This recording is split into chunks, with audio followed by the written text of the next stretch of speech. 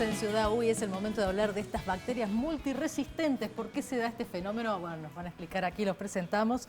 Estamos con Héctor Alex Saca, él es el director del proyecto, investigador también del CONICET, de la Facultad de Ciencias Químicas. Gracias por venir. Y estamos con Susana Ruiz, que ha elaborado esta tesis, que ha dado este título impresionante que vamos a estar desarrollando.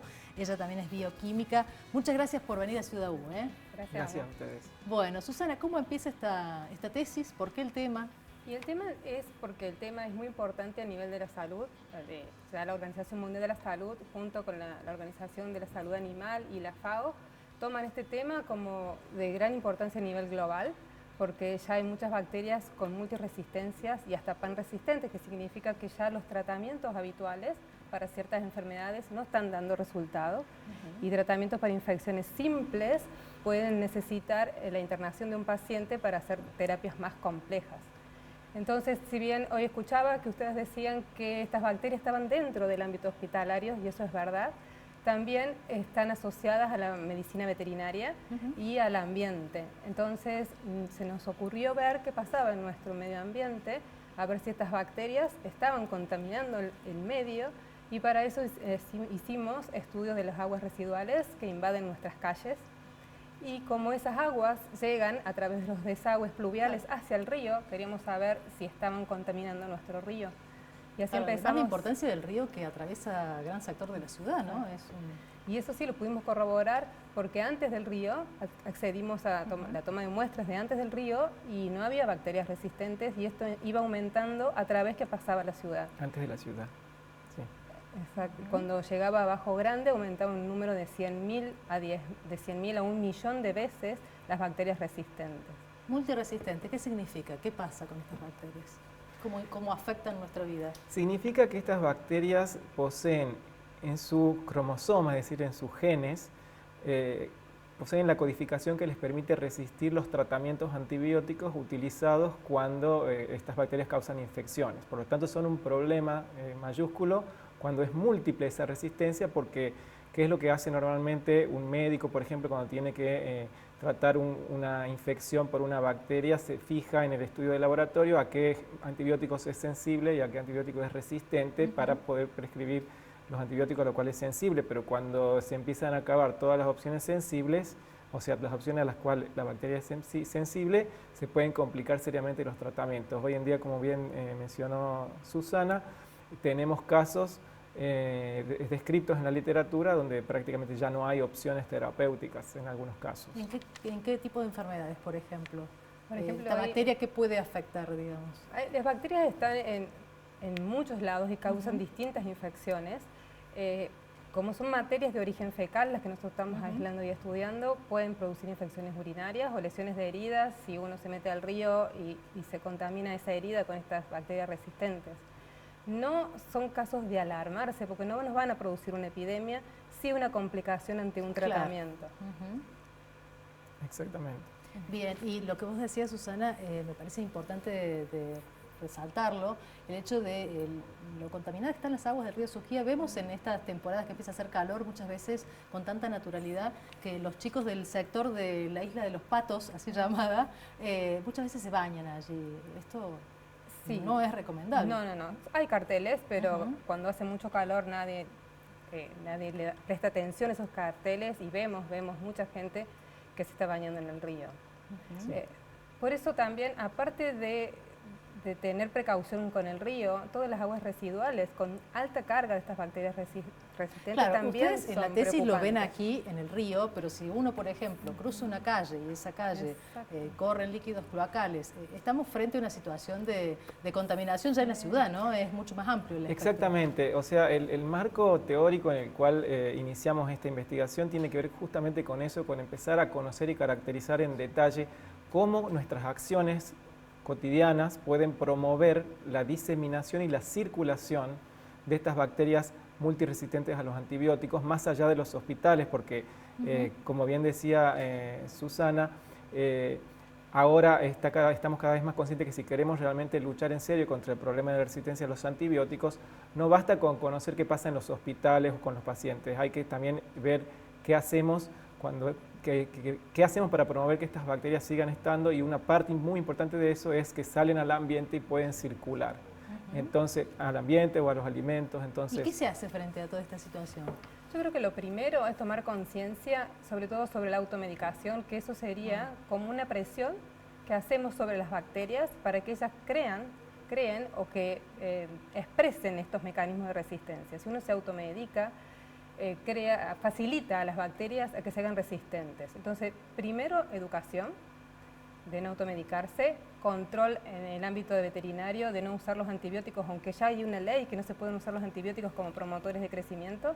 Bueno, hacer el control si se cumple o no se cumplen esas leyes y bueno, y evitar el uso y el abuso de los antibióticos en todo ámbito. Esto disminuiría la presencia de estas bacterias resistentes.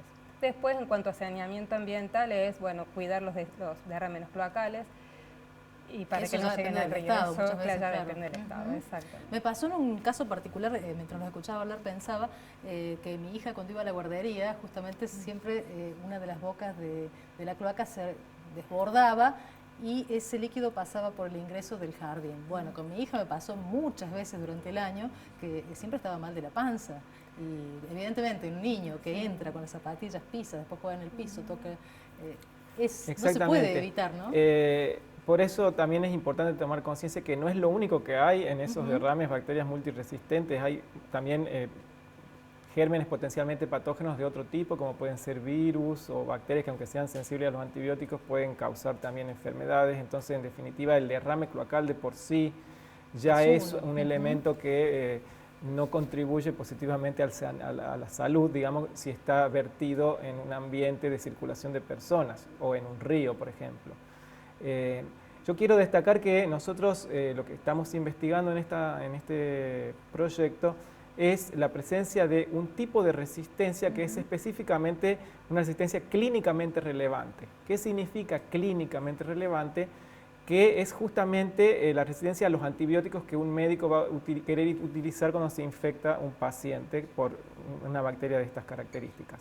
Entonces, por eso es que también es un llamado de atención. Claro. Este tipo de, si estamos realizando acciones que contribuyen a que todas estas bacterias se diseminen en diferentes ambientes, incluso pensemos que el río es un vehículo, porque corre el agua, ¿no es cierto? O sea que puede hacer que estas bacterias ingresen a las comunidades microbianas naturales del río, alteran digamos, el equilibrio ecológico dentro del río. Ahí puede haber incluso intercambio genético entre estas bacterias que tienen sus genes de resistencia y otras bacterias naturales del río, y así promoverse la evolución de la resistencia a los antibióticos. Quiere decir que se dan oportunidades para que estos genes vayan intercambiándose entre diferentes especies o géneros bacterianos, y así puede favorecerse que haya más variedad, más cantidad, más diversidad de resistencia a los antibióticos, y a su vez es un vehículo que se va moviendo y las puede ir distribuyendo. Es decir, que es una situación que no es ideal, dista de ser ideal. Esta alerta entonces, me quedé con una fecha que nos pasaban ustedes la información hacia el 2050, que no falta tanto, parece mucho, pero ¿qué podría pasar? Bueno, lamentablemente hay un estudio que ha dado mucho que hablar, que se hizo parte en el 2014 y parte en el 2015. Ese estudio de O'Neill, ese estudio es de un funcionario británico que ha hecho un estudio del impacto económico que esto podría tener, la resistencia a los antibióticos, pero ha ido mucho más allá en ese estudio y ha hecho cálculos matemáticos haciendo proyecciones de qué pasaría si no podemos frenar la tendencia, si la tendencia sigue como hasta ahora, y él calculó que en el año 2050 vamos a tener 10 millones de muertes por año debido a infecciones por bacterias multiresistentes a los antibióticos, es decir, una muerte cada 3 segundos por esta causa solamente. Y eso implicaría que pueden llegar a pasar de nuevo a ser la primera causa de muerte, una muerte de tipo infecciosa, como era antes de que existan los antibióticos. Antes de que existan los antibióticos eran las primeras causas de muerte. Qué retroceso. Y luego, actualmente, gracias también a la presencia, digamos, a los avances de la medicina y a las terapias antimicrobianas, las causas infecciosas se encuentran a partir del quinto o sexto lugar como causa de muerte, y las primeras causas son relacionadas a cuestiones no infecciosas, como puede ser el cáncer o las enfermedades cerebrovasculares o las cardiovasculares. Entonces, sería como un retroceso, realmente. Excelente. Y es por eso también que la Organización Mundial de la Salud estimula a las investigaciones para crear nuevas moléculas antibióticas para poder hacer frente a estos microorganismos multiresistentes. Exactamente, eso es un tema muy importante a mencionar, y es que con el uso y el abuso de los antibióticos que se hace, que es cuando se medican excesivamente, cuando no son necesarios, las personas se automedican y así favorecen la resistencia, o sea que aparezcan estas bacterias resistentes y se diseminen, lo que termina pasando es que pierden su utilidad rápidamente los antibióticos. Entonces una investigación para desarrollar un nuevo antibiótico puede llevar millones y millones de dólares y años, que luego en 4 o 5 años, si esa resistencia se disemina rápidamente, pierden su utilidad, y eso ha llevado al quebranto de muchos de los laboratorios farmacéuticos que han invertido en desarrollar nuevos antibióticos y van perdiendo el estímulo y el interés.